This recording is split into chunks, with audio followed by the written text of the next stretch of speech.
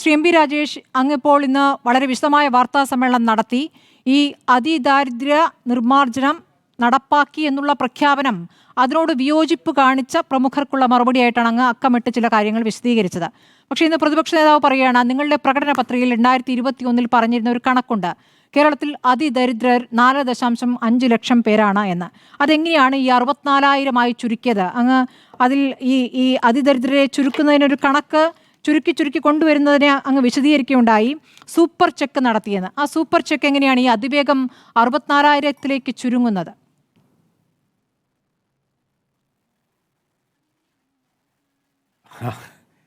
പ്രതിപക്ഷ നേതാവ് നടത്തിയ പത്രസമ്മേളനം എന്താണോ ഈ പറഞ്ഞ ഇന്നലെ കത്തെഴുതിയ വിദഗ്ധർ ഉന്നയിച്ചത് അതേ കാര്യങ്ങളാണ്. ഒരു കാര്യവും പുതുതായിട്ടോ വ്യത്യസ്തമായിട്ടോ അദ്ദേഹം പറഞ്ഞിട്ടില്ല.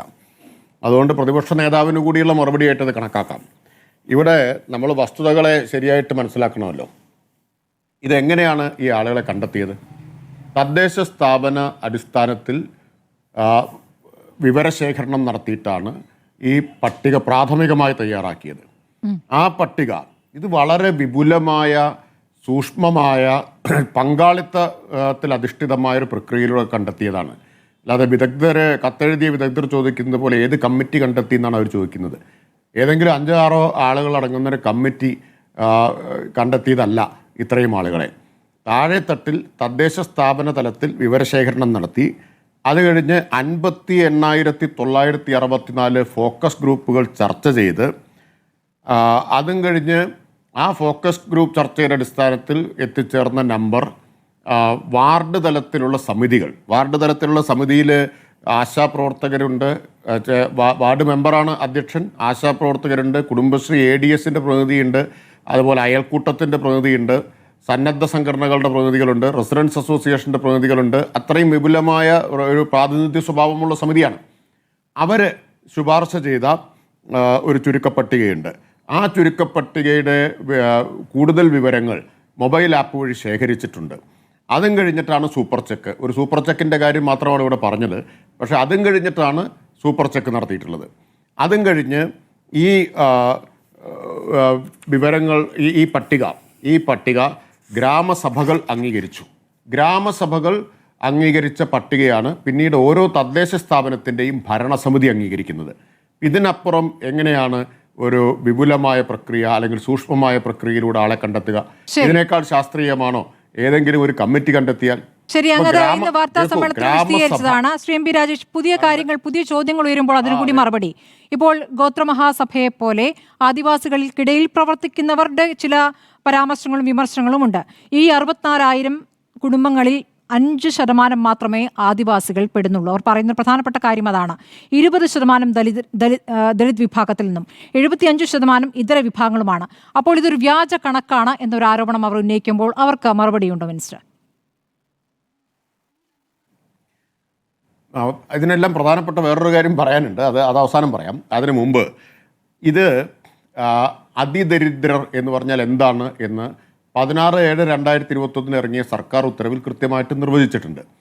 ചിലർ ആശയക്കുഴപ്പം കൊണ്ട് പറയുന്നതാണ്, ചിലർ ബോധപൂർവവും പറയുന്നതാണ്. ദാരിദ്ര്യം ഇല്ലാതാക്കി എന്നല്ല സർക്കാർ അവകാശപ്പെട്ടത്. അതിദരിദ്രർ എന്താണ്? അതിദരിദ്രർ എന്ന് പറഞ്ഞാൽ അടിസ്ഥാന ആവശ്യങ്ങൾ നിറവേറ്റാൻ കഴിയാത്ത, അടിസ്ഥാന അവകാശങ്ങൾ ലഭ്യമല്ലാത്ത, അതിനാവശ്യമായിട്ടുള്ള രേഖകൾ പോലും ഇല്ലാത്ത അദൃശ്യരായ മനുഷ്യർ എന്ന് വേണമെങ്കിൽ പറയാം. അപ്പോൾ ഇന്നേ വരെ ഒരു ക്ഷേമ പദ്ധതിയുടെയും ആനുകൂല്യം തേടിയെത്തിയിട്ടില്ലാത്ത, ഒരു ക്ഷേമ പദ്ധതിയും സ്പർശിച്ചിട്ടില്ലാത്ത ഒരു വിഭാഗമുണ്ട്. നോൺ എക്സിസ്റ്റൻറ്റ് ഗ്രൂപ്പ് എന്ന് പറയാവുന്ന തരത്തിൽ അദൃശ്യരായ മനുഷ്യർ. അവർ ജീവിച്ചിരിക്കുന്നുണ്ട്, പക്ഷേ ജീവിച്ചിരിക്കുന്നുണ്ടെന്നതിന് തെളിയിക്കാൻ ഒരു രേഖ പോലും അവരുടെ കയ്യിലില്ല. ആധാറില്ല, റേഷൻ കാർഡില്ല, ഒന്നുമില്ല. ഒരു ആനുകൂല്യം അവർക്ക് ഇന്നേ വരെ കിട്ടിയിട്ടില്ല. അപ്പോൾ അത്തരം ഏറ്റവും നിരാലംബരും ഏറ്റവും ഡിപ്രൈവ്ഡ് ആയിട്ടുള്ള, ഡിസംപവേർഡ് ആയിട്ടുള്ള ഒരു വിഭാഗത്തെ ആണ് ഇതിലൂടെ കണ്ടെത്തിയതും. ആദിവാസികൾക്കിടയിൽ 5% ഉള്ളൂ സർക്കാരിന്റെ ഇടപെടൽ. കേൾക്കൂ, നോക്കൂ, മുഴുവനും പറഞ്ഞോട്ടെ. അതാ ഞാൻ പറഞ്ഞത്. അവരെ സർക്കാരിന്റെ പിന്തുണയില്ലാതെ അവർക്ക് അതിജീവനം സാധ്യമല്ലായിരുന്നു. അതിജീവനം പോലും സാധ്യമല്ല. ഇപ്പോൾ കണ്ടെത്തിയതനുസരിച്ച് ഇത്രയും പേരെയാണ് കണ്ടെത്തിയിട്ടുള്ളത്. ഈ പറഞ്ഞ പ്രക്രിയയിലൂടെ കണ്ടെത്തിയതാണ്. ഇനി എൻ്റെ ചോദ്യം ഈ ആക്ഷേപം ഉണ്ടായിരുന്നെങ്കിൽ ഇവരെല്ലാം 4 കൊല്ലം കിടന്നുറങ്ങുകയായിരുന്നു? അങ്ങനെ ചോദിക്കേണ്ടി വരികയാണ്. ഇന്ന് ഒരു ഉറക്കത്തിൽ എഴുന്നേറ്റിട്ട് സർക്കാർ പ്രഖ്യാപിച്ചതാണെങ്കിൽ മനസ്സിലാക്കാം. ഇത്രയും നീണ്ട പ്രക്രിയ നടന്നു, ഇത്രയും രേഖകൾ പബ്ലിക് ഡൊമൈനിൽ ലഭ്യമാണ്. 2023 നവംബർ 1 ഒരു റിപ്പോർട്ട് ഞങ്ങൾ പ്രസിദ്ധീകരിച്ചിരുന്നു. അത് മീഡിയയ്ക്കൊക്കെ ലഭ്യമാക്കി നിങ്ങളെല്ലാം വാർത്ത കൊടുത്തിട്ടുണ്ടെന്നാണ് ഞാൻ വിചാരിക്കുന്നത്. ദേശീയ മാധ്യമങ്ങളെല്ലാം വലിയ പ്രാധാന്യത്തോടെ വാർത്ത കൊടുത്തിരുന്നു. Kerala's journey towards poverty, extreme poverty eradication എന്ന് പറഞ്ഞ് ഒരു വർഷം കഴിഞ്ഞപ്പോൾ റിപ്പോർട്ട്. എക്കണോമിക് റിവ്യൂ എല്ലാ വർഷവും ഇത് സംബന്ധിച്ച പുരോഗതി അവിടെ രേഖപ്പെടുത്തിയിട്ടുണ്ട്. എല്ലാ വർഷത്തെയും 2022 23 24 ഇത് നിയമസഭയിൽ അവതരിപ്പിക്കുന്നതാണ്. അന്നൊന്നും പ്രതിപക്ഷത്തിന് ചോദ്യങ്ങളുണ്ടായില്ല. അന്നൊന്നും ഇപ്പറഞ്ഞ ആളുകൾക്ക് ചോദ്യങ്ങളോ വിമർശനങ്ങളോ അല്ലെങ്കിൽ നിർദ്ദേശങ്ങളോ അഭിപ്രായങ്ങളോ ഒന്നും ഉണ്ടായിരുന്നില്ല.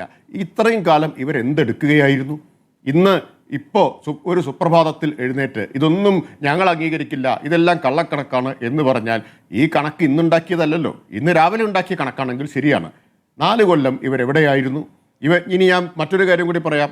കേരളത്തിലെ പ്രതിപക്ഷം ഭരിക്കുന്ന 40% തദ്ദേശ സ്ഥാപനങ്ങളില്ലേ, ആ 40% തദ്ദേശ സ്ഥാപനങ്ങൾ അഭിമാനത്തോടെ ഇത് ഏറ്റെടുക്കുകയും അവിടെയും ഇത് നിർവഹിക്കുകയും ആ തദ്ദേശ സ്ഥാപനങ്ങളെ മുഴുവൻ അതിദാരിദ്ര്യമുക്തമായി പ്രഖ്യാപിക്കുകയും ചെയ്തിട്ടുണ്ടല്ലോ.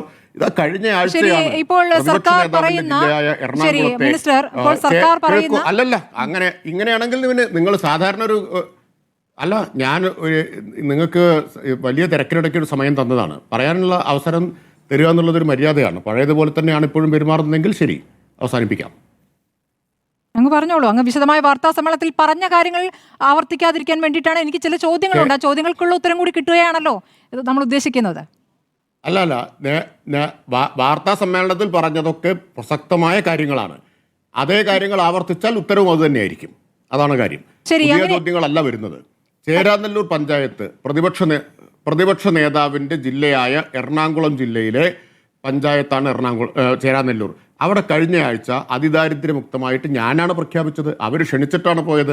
TJ Vinod MLA, Congress MLA, Shri IB Eden MP അവരുടെ സാന്നിധ്യത്തിലാണ്. ഇത് കള്ളക്കണക്കാണെന്ന് പ്രതിപക്ഷ നേതാവ് പറയുമോ? അവർ പറഞ്ഞിട്ടില്ലല്ലോ.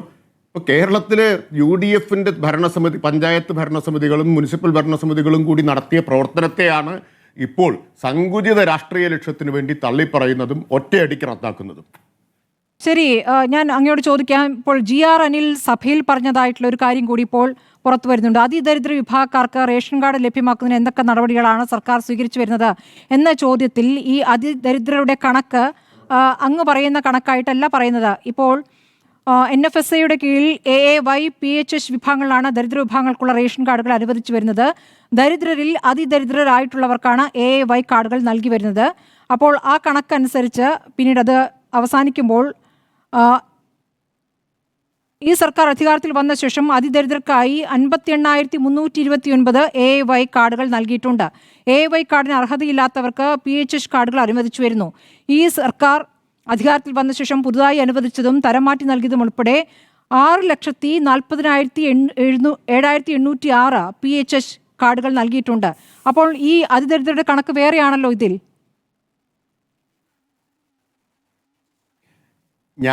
ഞാൻ പറഞ്ഞല്ലോ 2021 അതിദാരിദ്ര്യ നിർമ്മാർജ്ജനത്തിന് വേണ്ടി ഒരു പ്രക്രിയയിലൂടെ കണ്ടെത്തിയത് ഇതുവരെ ഒരു സർക്കാർ പദ്ധതിയുടെയും ആനുകൂല്യങ്ങൾ കിട്ടാത്തവരെയാണ്. AAY ഒരു സർക്കാർ പദ്ധതിയുടെ ആനുകൂല്യമാണല്ലോ. അത് അല്ലെങ്കിൽ വേറൊരു സർക്കാർ പദ്ധതിയാണല്ലോ. ഒരു പദ്ധതിയും സ്പർശിച്ചിട്ടില്ലാത്ത മനുഷ്യരെയാണ്, അടിസ്ഥാന രേഖ പോലും ഇല്ലാത്തവരെയാണ്. AAYയുടെ റേഷൻ കിട്ടണമെങ്കിൽ റേഷൻ കാർഡ് വേണ്ടേ? 21,000 ചില്ലാനം പേർക്ക് ഇക്കൂട്ടത്തിൽ റേഷൻ കാർഡ് ഇപ്പോഴാണ് കൊടുത്തത്, ഈ പദ്ധതിയുടെ ഭാഗമായിട്ടാണ് കൊടുത്തത്. ഒരു രേഖ പോലും ഇല്ലാത്ത കുടുംബങ്ങളും മനുഷ്യരുമുണ്ട്. അവരെയാണ് ഇതിലൂടെ അതിൽ നിന്ന്, ആ അവസ്ഥയിൽ നിന്ന് മോചിപ്പിച്ചത് എന്നാണ് പറഞ്ഞത്. ശരി, അപ്പോൾ അതിനെ വിളിക്കുന്നത് അല്ല, പ്രതിപക്ഷം അതിനെ വിളിക്കുന്ന അഗതികൾ എന്നാണ്. അഗതികളെ സംരക്ഷിക്കുന്നു. കാരണം പലരെയും അഗതി എന്ന പ്രയോഗമാണ് നടത്തുന്നത്. CP ജോൺ ഉണ്ട് നമ്മുടെ ചർച്ചയിൽ, ശ്രീ MP രാജേഷ്. അവരെ അഗതികൾ എന്നാണ് വിളിക്കുന്നത്. കാരണം അതിദാരിദ്ര്യ നിർമ്മാർജ്ജനം എന്ന് പറയുമ്പോൾ ജീവിക്കാനുള്ള ഭൂമി, ജീവിക്കാനുള്ള ഭക്ഷണം മാത്രമല്ലല്ലോ, ജീവിക്കാനുള്ള ഭൂമി വേണം, ആരോഗ്യം, ഇതെല്ലാം ചേർന്നത് കൂടിയാണല്ലോ ഒരു അതിദാരിദ്ര്യത്തിൽ നിന്ന് മുക്തമാകുക എന്ന് പറയുന്നത്. അപ്പോൾ അഗതികളുടെ കണക്കാണോ ഈ 64,000 കാര്യങ്ങളെ? ഈ നാട്ടിലെ ഇത്രയും കാലം ഇത്രയും ആളുകൾ കക്ഷി രാഷ്ട്രീയ വ്യത്യാസമില്ലാതെ തദ്ദേശ സ്ഥാപനങ്ങളെല്ലാം കൂടി ചേർന്ന് നടപ്പാക്കിയ ഒരു കാര്യത്തെക്കുറിച്ച് മനസ്സിലാക്കാതെയോ വസ്തുതകൾ ശേഖരിക്കാതെയോ നമ്മൾ പറയാമോ? ഞാൻ കണക്കുകൾ പറയാം. ഇതെല്ലാം വേണം, ശരിയാണ്. ക്ലേശ ഘടകങ്ങൾ നിശ്ചയിച്ചപ്പോൾ ഭക്ഷണം മാത്രമല്ല കണ്ടിട്ടുള്ളത്, ആരോഗ്യ, ഹെൽത്ത് കെയർ ഫെസിലിറ്റീസ്, വിദ്യാഭ്യാസം, അതുപോലെ തന്നെ അവർക്ക് മറ്റേ വീട് വെക്കാൻ സ്ഥലമില്ലാത്തവർക്ക് സ്ഥലം, ഇതെല്ലാം ഉറപ്പുവരുത്തിയിട്ടാണ് ഈ പ്രഖ്യാപനം നടത്തുന്നത്. ഞാനിപ്പോൾ കണക്കങ്ങ് പറഞ്ഞേക്കാം. ഇപ്പോൾ വീട് 4677 പേർക്ക് ഉറപ്പാക്കിയിട്ടുണ്ട് ഈ അതിദാരിദ്ര്യ നിർമ്മാർജ്ജന പദ്ധതിയുടെ ഭാഗമായി. വീടും ഭൂമിയില്ലാത്ത ആളുകൾക്ക് ഭൂമിയും വീടും കൂടി 2713 പേർക്ക് അത് ഉറപ്പാക്കിയിട്ടുണ്ട്. വീട് പുനരുദ്ധാരണത്തിന് 5646 പേർക്കാണ്, കുടുംബങ്ങൾക്കാണ് 2 ലക്ഷം വീതം സഹായം നൽകിയത്. വരുമാനമില്ലാത്തവർക്ക് പ്രത്യേകമായ പദ്ധതി കുടുംബശ്രീ വഴി, ഉജ്ജീവനം വഴി ആവിഷ്കരിച്ച് 4394 കുടുംബങ്ങൾക്കാണ് വരുമാനം ഉറപ്പാക്കിയത്. അതുപോലെ അവകാശ രേഖകൾ കൊടുത്തത് 21263 പേർക്കാണ്. ഭക്ഷണം 20648.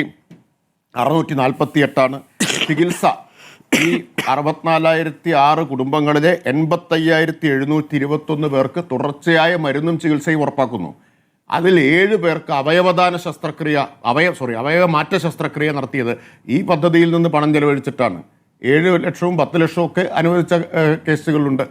അവയവം മാറ്റിവെക്കൽ ശസ്ത്രക്രിയ 7 പേരുടേത്. 5777 പേർക്ക് പാലിയേറ്റീവ് പരിചരണം ഉറപ്പാക്കിയിട്ടുണ്ട്. അപ്പോൾ ഇത് അഗതി മാത്രമായിട്ടല്ല കാണുന്നത്.